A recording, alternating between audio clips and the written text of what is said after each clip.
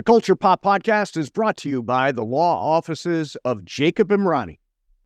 Accident or injury, call Jacob Emrani. Call Jacob. Hey, it's Mase. If you or a friend or loved one is injured in an accident, the first person you should call is my friend Jacob. When I did this, Jacob was great. He helped me by talking through the next steps, which really put my mind at ease. When you're injured in an accident, you got to have an expert. That's why you call Jacob, just like I did. Call Jacob, 844-24-JACOB. That's 844-24-JACOB, or visit calljacob.com. Call Jacob. Hi, everybody. Welcome to the Culture Pop Podcast. I'm Steve Mason along with Sue 𝐃𝐚𝐯𝐲. This is the show where we talk about everything happening in the world of pop culture. Sue Ballou, what's going on? Well, 1 week away. Well, this Sunday, 1 week away from my second triathlon. Wow. That's amazing. That's amazing. Is this one longer? Is it more difficult? The swim is 250 meters longer. The bike is the same, and the run is a mile shorter. Oh, okay. All right. Where's this one? The last one was down in Long Beach, right? This is in Long Beach too, but it's on the other side. So it's where there's like a jetty by where you can see the Queen Mary. Oh, that's cool. So it's swimming on that side. And it's more like on the ocean side. Now, would you say you're doing a body transformation? I wish. You would think with all this training, I would have transformed my body more. You know what? I'm probably the best in shape at 67 years old than I've been at my whole life. Congratulations. So, congratulations. My stamina, I'm kind of like addicted. And, Tom said to me the other day, he said, I came home and took a nap. You went out and took a 12-mile bike ride. Yeah. He said, my wife is an athlete. And I'm an athlete. I mean, good for you. Yeah, it's really great. By the way, I feel exactly the same. I feel like at 59, I'm in the best shape of my life. And I'm going to be great on my 60th birthday. Great on my 60th birthday. Hey, great guest today, David Arquette, who's in a great movie called The Good Half. Really, really loved it. He's coming up for you. In the meantime, Sue, you've done time at San Quentin, right? I actually have, but not for the reasons that most people do time there. I ran there with their running group years ago. And I just found out that there's a first time ever film festival at San Quentin, but not just at San Quentin. It's the first time there's been a film festival at a prison. Wow. And it's co-chaired by someone who actually was incarcerated there. And a lot of the films that are coming out of there are from actual felons, ex-felons, people, some people who are still incarcerated there, and some people who have since, been paroled. And there's a movie that we had talked about this a while ago. It was one of the movies that I was looking forward to seeing, and it's called Sing Sing with Colman Domingo. Yeah, we love Colman Domingo. And it's he and a cast of formerly incarcerated actors. Wow, that's amazing. Which is just incredible. And what I love about what you could love about a prison is that this prison offers so many opportunities to people. Yeah. They have an incredible art department. They have a Shakespearean theater club. Really? A lot of prisons, like Tim Robbins is very active with his, he goes to different prisons and they have improv groups with his Actors Gang group. Yeah, right. But this prison in particular caters to, they basically want inmates who are going to take advantage of all it has to offer to help people reacclimate into society and turn their lives around. And it's so amazing that they're doing this. That's cool. Well, I'm surprised they haven't done it before because you've got a captive audience. Hello, I'll be here all week. But I mean, they've got really good people on the jury. Jeffrey Wright, Billy Crudup from The Morning Show, Mary Louise Parker, who's won a boatload of Tonys. So they've got like really, really good judges involved in this thing, which is cool. Yeah, and a lot of people who are involved in it, they have Nina Jacobson, who's a big, producer, and Taylor Hackford is part of it, and Yep. Tribeca Film Festival CEO Jane Rosenthal and Yep. Nancy Lefkowitz.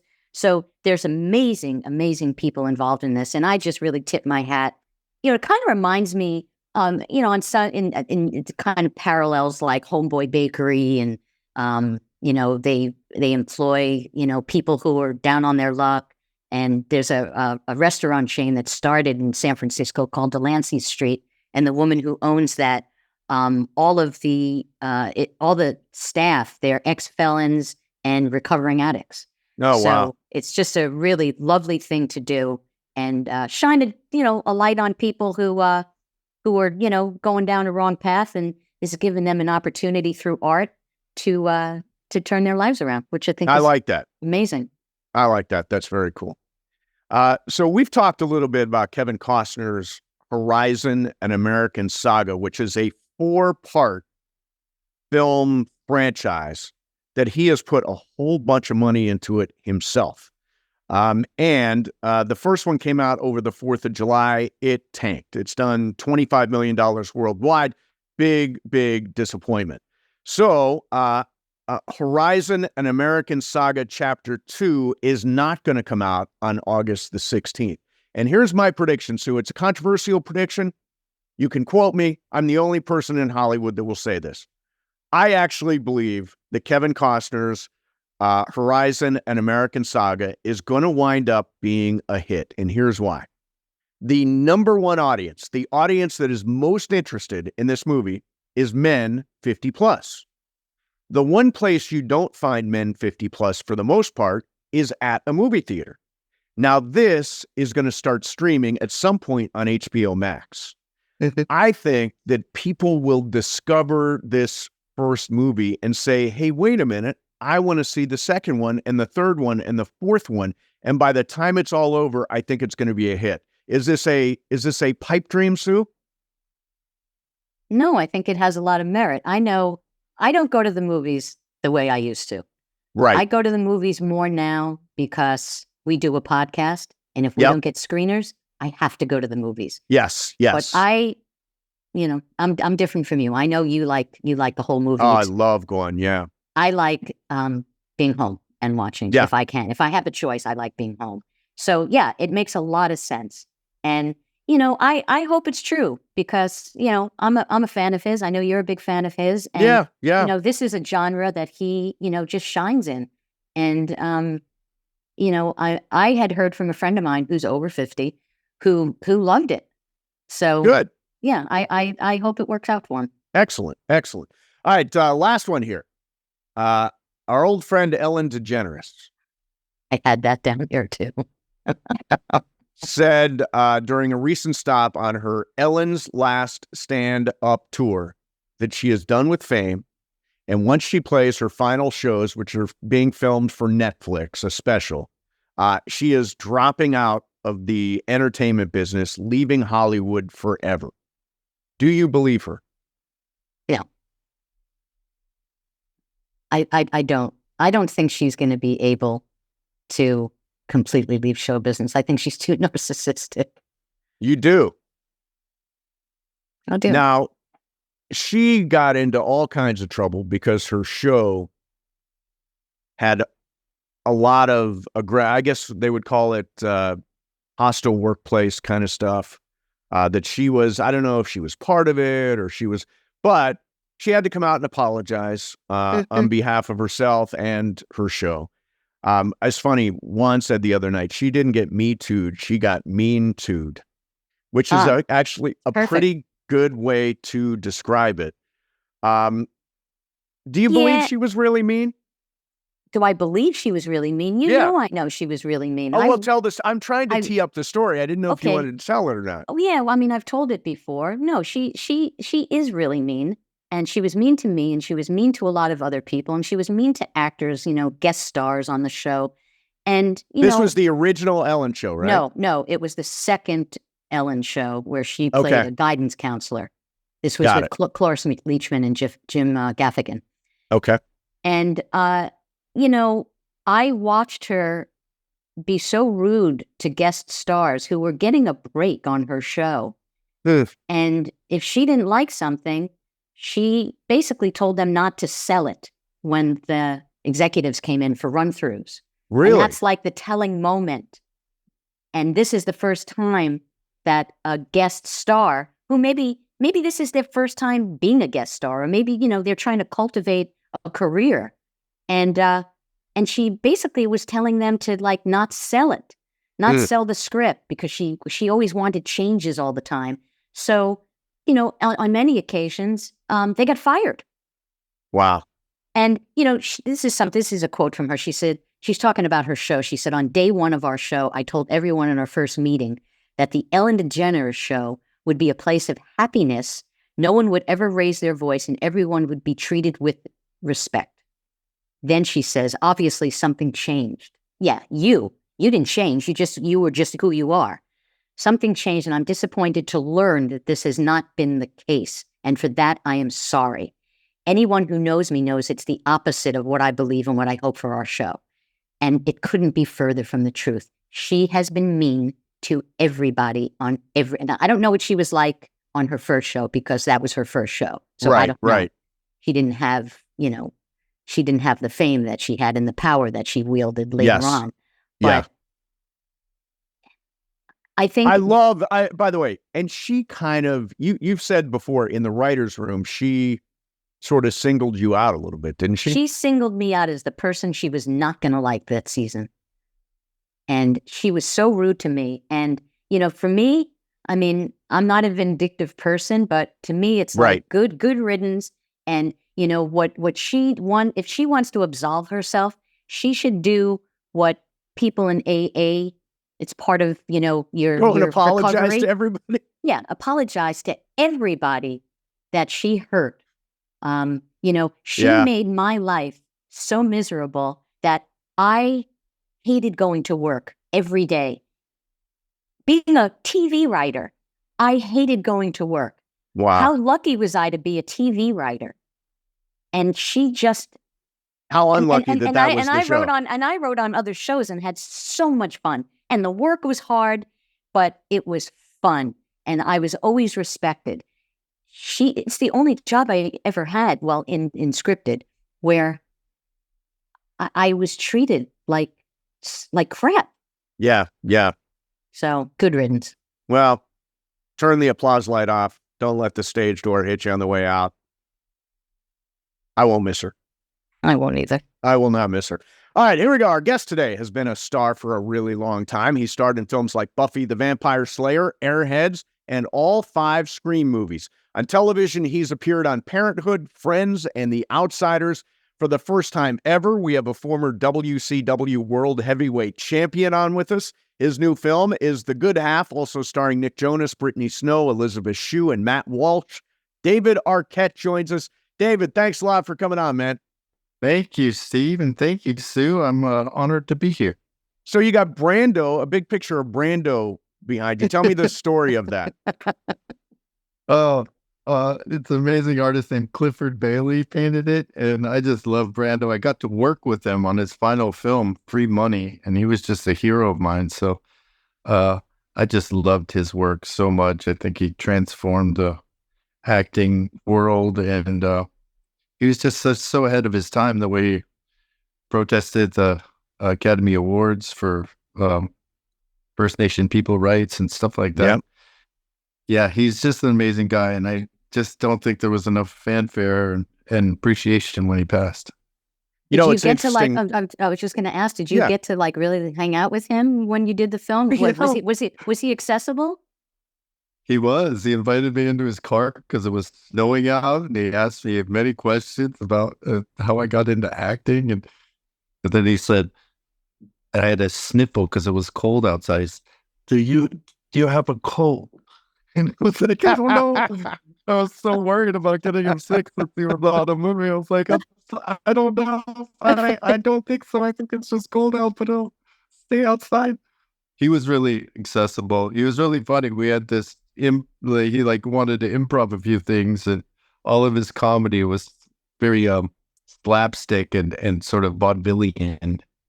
It's something like out of the Three Stooges. What if the kid shakes my hand and then it doesn't let go and I get annoyed with him? And I was like, I love it. I love it. It It's was a great with the impression. director named 𝐃𝐚𝐯𝐲. He was a wonderful, wonderful director. So I'm honored that he gave me that opportunity to meet my hero. Well, on this film, you are the good half. You're working with the director by the name of Robert Schwartzman. I absolutely love this movie. I love this movie because I think we all deal with grief in our lives and deal with it in different ways. How did you wind up in this role? How did he decide on you?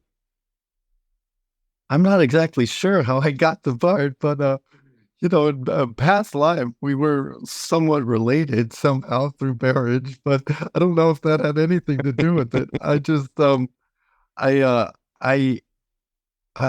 was honored to be a part of it. It's such a wonderful cast, and it's an opportunity to play sort of a character that everybody's kind of dumping on, which was pretty funny.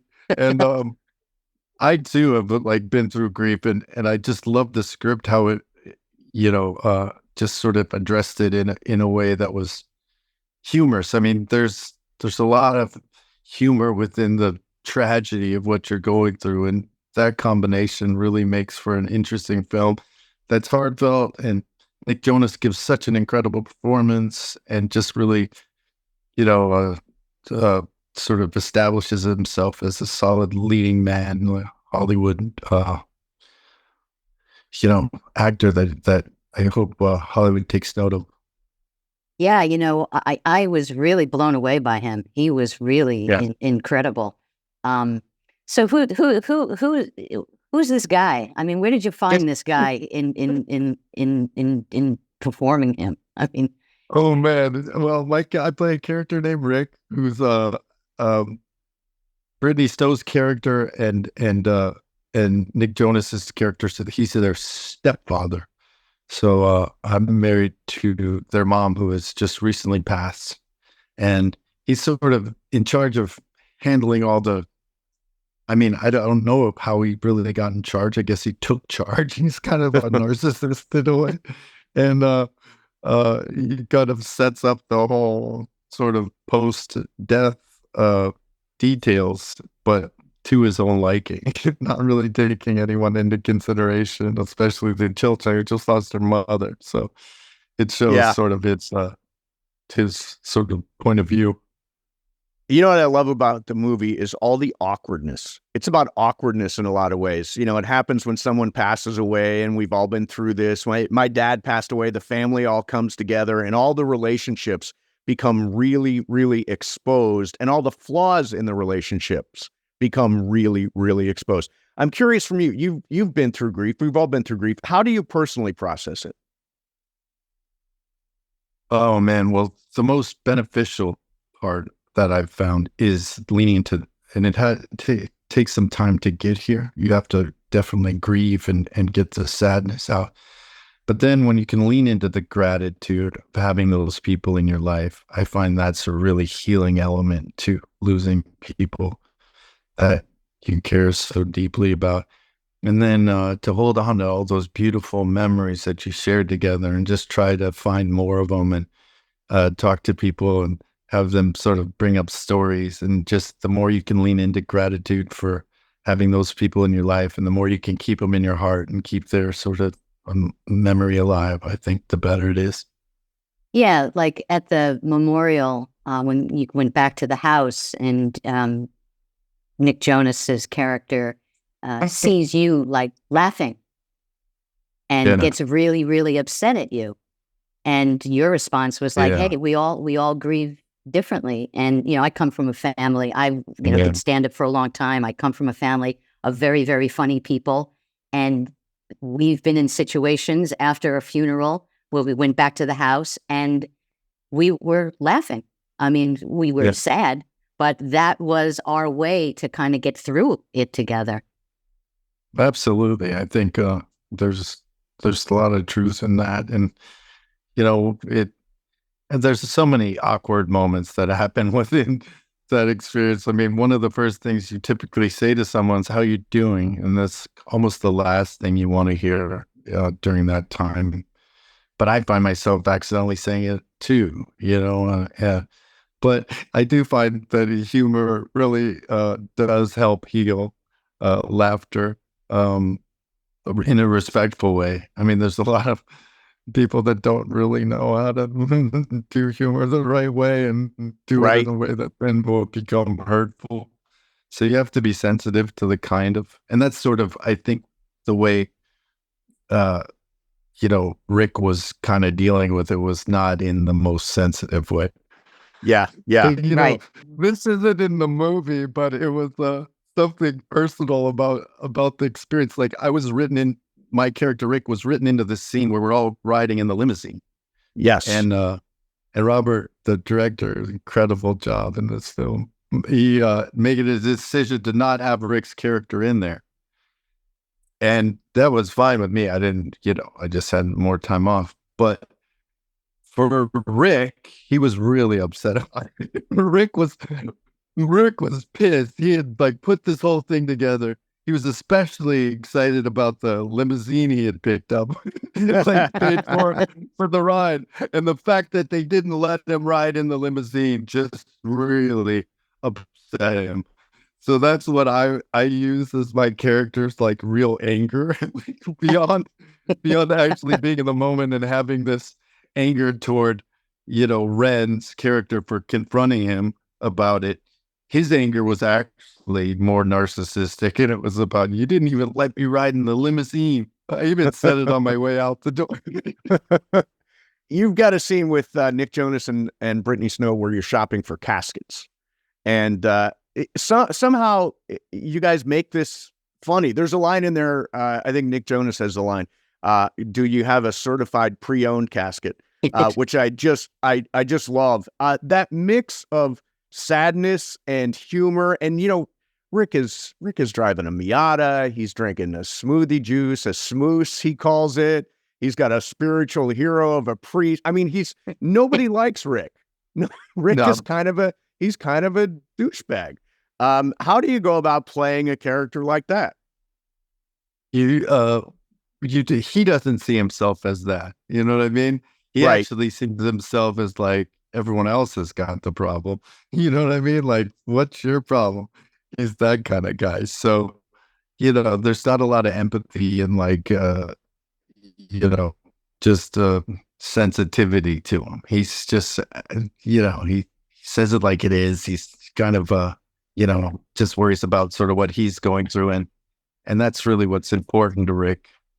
Yeah. Well, you're a total outcast. I mean, no matter what you could have done, there was always going to be a strain because your relationship was so fractured with their moms, with the kids, so, and what a contrast of fathers, with Matt Walsh and you, it's as someone he's great. Actor. He's so great. But watching it, I'm you always wonder, and this is something I wonder in life too, when somebody leave somebody and then, they get married to somebody else and you look at how did you go from this to that?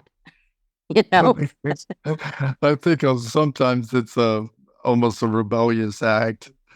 You know what I mean? Go from someone who's so sweet and soft-spoken and sort of charming and witty to someone who's just got more of a caveman type personality.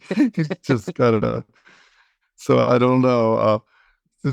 Elizabeth Shue was fantastic as Ren's mother in the film. We were talking about it and just sort of backstory and why do you think these two are together? We just kind of came up with some reasoning behind that.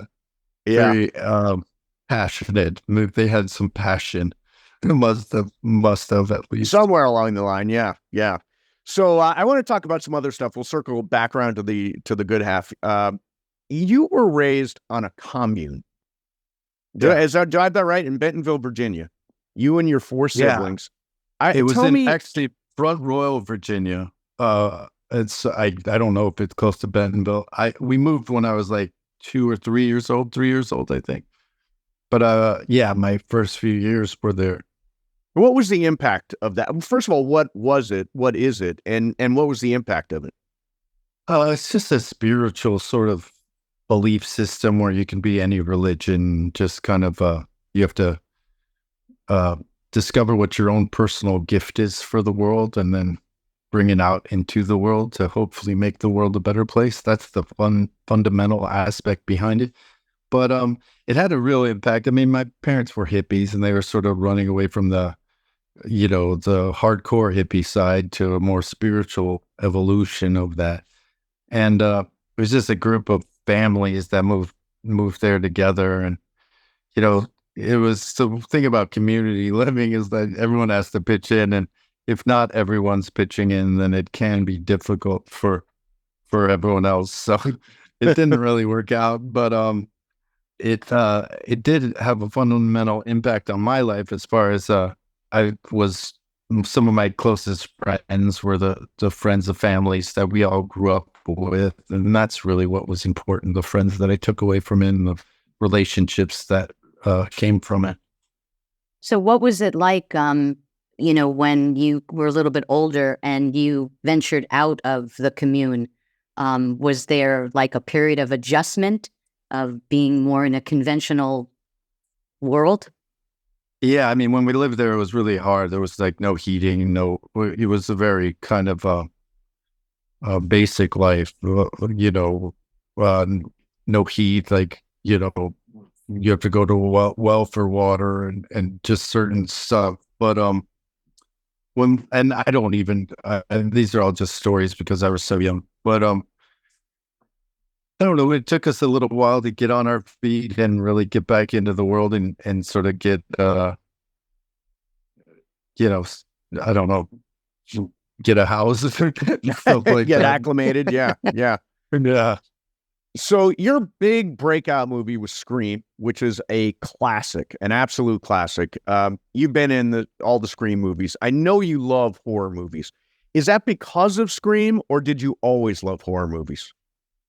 It's funny. The older I get, the sort of less I want to watch them. I'm sort of moving more into like you see that there's so much horror in the world, like actual horror, that uh, tend to not watch those things. But I do love really well-made horror films, and I even love trashy ones. But yeah, I mean, I love that feeling, the feeling of being scared or watching them on Halloween, and the original Halloween was such a great film, and it's always grounded in incredible performances that sort of make it, like Jamie Lee Curtis in that film, or Shelley Duvall, who we just lost in The Shining. Yeah, we just lost. Yeah, Jack Nicholson. But yeah, so I do love those films.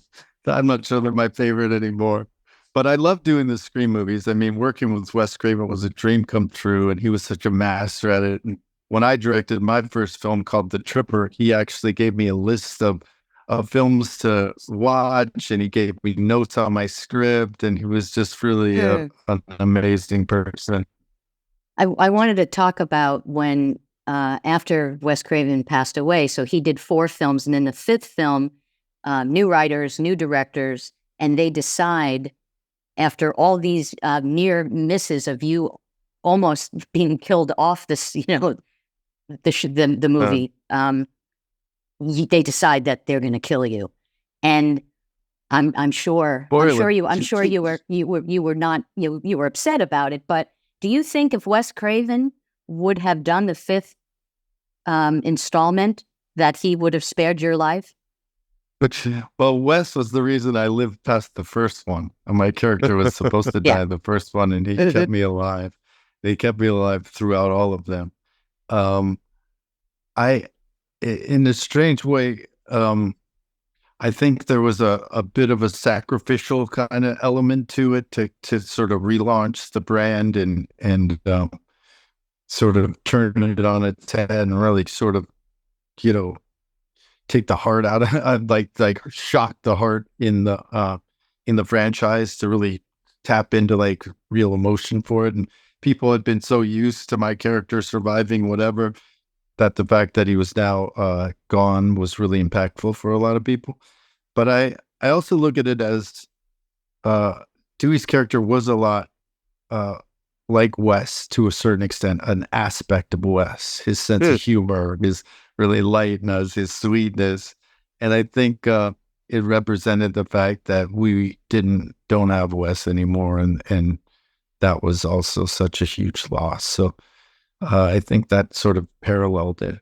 So, and I think, the directors did a really great job in sort of giving him a final sort of death scene. It was really impactful. And I could hear from a lot of the fans how much it touched them or how sad they were when it happened. And, I miss it too. I love doing those films. I love being a part of it. I love working with Nev and Courtney and all the incredible people involved. So I'll miss it, but I still love them. I'm excited that they're doing a new one with Nev back and with Kevin Williamson directing, the original writer. So that'll be really exciting to see what he does. Absolutely. So you are our first WCW world champion ever to appear on the Culture Pop podcast. Thank you. Yeah, I'm going to be honest. I am only a casual wrestling fan. But tell me how that chapter in your life actually got started. Wow. Well, I'd done a movie called Ready to Rumble. And when we did Ready to Rumble, we went out to promote it. And it was with WCW, who was a competitor to WWE at the time. And I was reading the script and I was like 15 pages in, and it says Macho Man Randy Savage appears. And I called my agent. I was like, is Macho Man Randy Savage really going to be in this film? They're like, yeah. And I was like, I'll do it.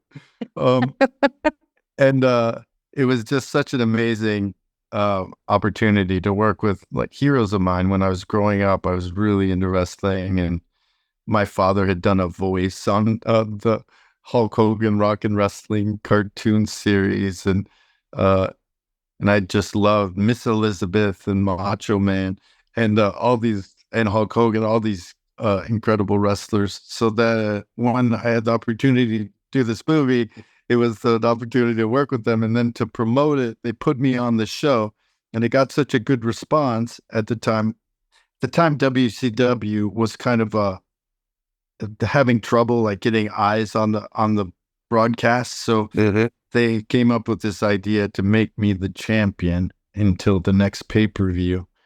And I was like, wait, I get to travel around with all these guys, and my heroes. I got to walk through an airport with Hulk Hogan, and, sit in a bar with Ric Flair and all these people. And just, it was sort of a dream come true for me. It was like, and I thought of it as, well, I'm like the first fan champion. Like every kid's like looked up and saying like, wow, it'd be so cool to be the champion.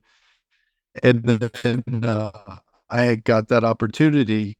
And the fans really were upset for about 25 years at least, or 20 years. And I did a documentary called You Cannot Kill David Arquette, where we sort of addressed all of this. And I went back and I wanted to find out why the fans got so upset at me and see if I could sort of win their hearts back. And, I kind of did to a certain extent. I did the indie circuit for 2 years, and I still have lifelong pain that I'll live with from it. That's the sort of price you pay to wrestle. It's such a grueling sport, but it's incredibly athletic. I have the utmost respect for what these guys do week in and week out. So I have nothing but love for wrestling. And but a lot I'm more of it, yeah. But and a lot of it, I mean, it's choreographed, right? So, Yeah, what's the training like to be a wrestler? There's elements that are choreographed. There's elements that go off script. There's elements that the funny thing about wrestling is it's sort of this big over the top world, but you have to make it real, and you have to make it real for yourself, and you have to make it real for the audience, and you have to make it real in a way where you're big and larger than life, but you can still tap into this emotion and the storyline and care for these people. And the more you can do that, you see a direct response from the audience. And if you're not connecting with them, the audience is dead. And it's a really incredible art form. And even just doing the interviews, sometimes it feels like you're really big but it's like passion and it's like belief and it's like really owning it, and just learning that part of it was really interesting to me. And then even deeper, like how it's generational and all these people, their lives depend on it, and the fans that really follow this. And it's a really I always say that Hollywood doesn't really take into consideration the impact and the sort of the love that these fans have and how big the fan base is throughout the world, really. So I think they're starting to take notice. I mean, obviously The Rock is such a huge star, but there's tons of them, and they could tap into any number of wrestlers to make the crossover, and I hope they do more of that. Yeah. According to Wikipedia, so consider the source, right? You bought the rights to Bozo the Clown. Is that right? That is right. That's So true. I grew up watching Bozo. I mean, that was an important part of my childhood. Have you figured out what you're going to do with it? Yeah, I grew up too with it. I fell in love with him. We moved from the Commune to Evanston, Illinois, and Bob Bell was the Bozo the Clown at that point, and then later Joey Dioria. And we're doing a documentary at the moment. We introduced Jozo Bozo, the first female Bozo the Clown. Oh, And wow.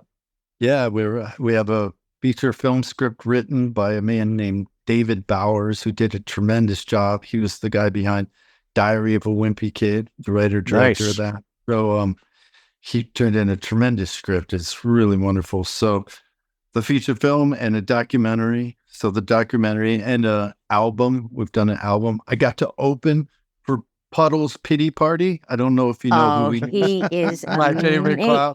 He is With amazing. my husband and I have turned so many people onto him. Steve, do you Yes. know who he is? No, I Yes, don't. I got to. You have to oh, look him up online. He is amazing, amazing singer. Yeah, he's really wonderful. He does a lot of popular songs, but he does them in his own sort of deep, sad crooner. He's a sad clown. He's a silent clown unless he sings. But I got to do 2 shows with him. I did a show in Tampa, Florida, where I opened for him, and then we did an art show called Bonkers in Los Angeles with 𝐃𝐚𝐯𝐿𝐼, an amazing artist, and a La La Land gallery. And we did this amazing art show, and we're doing another one in March in Atlanta. So look out for that. But it was really fun to open for him, to get to know him, to hang out in Clown Alley with him. He gave me amazing tips on how to be a clown properly. And he talks sometimes. I probably shouldn't say that, but yeah, he sings. He sings, and then if he's not singing, he's typically silent. Ah, So that's cool. you're learning how to be a clown, right? You go to, because I know they Yeah. have like clown college. You know, that they do that. Absolutely. We went to clown conventions. I've made a bunch of friends with clowns. I studied with an amazing clown named Misha Usov, who's a clown from Russia, Ukraine. And yeah, so it's amazing art form. And right now, like, scary clowns aren't really proper clowns. Clowns really are there to bring you joy and make you laugh. So if you're scaring people, you're not a true clown. So Yeah. yeah. So and clowns are also kind of a reflection of society, and I think it has a lot to do with like where we are right now. That's the representative of a clown. That's such a scary sort of take on it. But we're trying to bring the happy, fun, silly clowns back. That's cool. That's cool. Hey, last thing I want to circle back to the good half. So I grew up in Toledo, Ohio. Wow. So I've got a ton of friends from Cleveland and who still live in Cleveland. My mom and dad lived there for a long time. Did Yeah. you guys shoot in Cleveland? No, we didn't. Oh, We shot okay. in New Jersey. They did some shoots in Cleveland. But yeah, I said, the writer specifically, it's based on sort of his experience. So he kind of took sort of the way he was feeling about that period in his life. I've been to Cleveland. I love Cleveland. It's an incredible city and amazing people. And so much history and stories, and just really was so instrumental in sort of the Industrial Revolution and all of the stuff that sort of built America. So and the Rock and Roll Hall of Fame is incredible if you've never been. So, I love Cleveland. And I think Cleveland gets a bad rap in this. So don't take it personally. Anybody from Cleveland, it's kind of they get beat up like Rick does. Yeah. Cleveland is way better than the movie indicates. Way better. Absolutely. I've said that. We owe an apology to Cleveland. So don't take it personally, Cleveland. Have a sense of humor about it. But, my family, too, was from Toledo. They Get out of here. They first came through Canada and then settled and did vaudeville in Toledo, Ohio. Wow. That's amazing. That's amazing. Yeah. Hey, so you got a Brando piece behind you, right? Yes. I've got a Chinatown poster behind me. And I can actually connect these two things. Wow.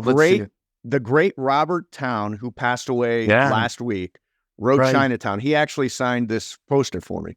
Amazing. He doctored a bunch of scripts over the years.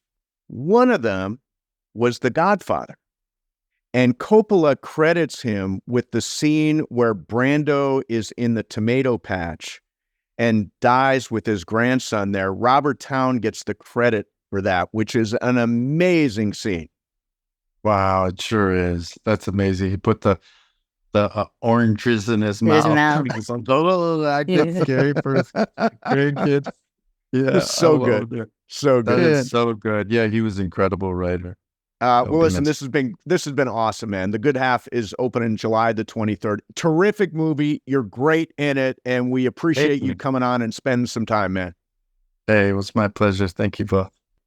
Really cool guy. I didn't know what to expect with David Arquette. I told him beforehand, I remember doing some bit at LA Live downtown where Derek Fisher, me, and David were on the roof of the building, and there was a basketball hoop down below. And we were trying to shoot from the top of LA Live and make a basket. I think the only one to do it was Derek Fisher, which seems appropriate. But it was just a weird day, and I don't remember the exact context of it. He said off the air he thought it was some kind of like a charity documentary, event? Reality show, something like that, charity show. Right. But I just have this vague recollection of it. Very cool guy, I think. He is so childlike, and that's what I love about him so much. Yeah. He just gives this, I don't know, it's just good cheer. He just seems like he's just enjoys life so much. And earnest is a good word. He's very earnest about life. Is great, and it's kind of contagious, it is. When you're talking to him, he makes you feel good. Yeah. Well, there you have it. Hey, don't forget, if you're watching the show right now on YouTube, subscribe to the Culture Pop Podcast YouTube channel. When you see a show, hit the like button. You can leave any kind of comment at the bottom. We got actually a review on one of our previous shows on the bike riders. Somebody wrote their own review under the show, so you can do something like that. If you're listening on Apple or Spotify, please take a minute, subscribe to the show. You can leave us a 5-star rating and a really, really, really good review. That was 3 reallys. Really, really, really good review. RRR. Yeah, RRR. Hey, thank you very much for watching. Thank you very much for listening. And we will see everybody next time on the Culture Pop Podcast.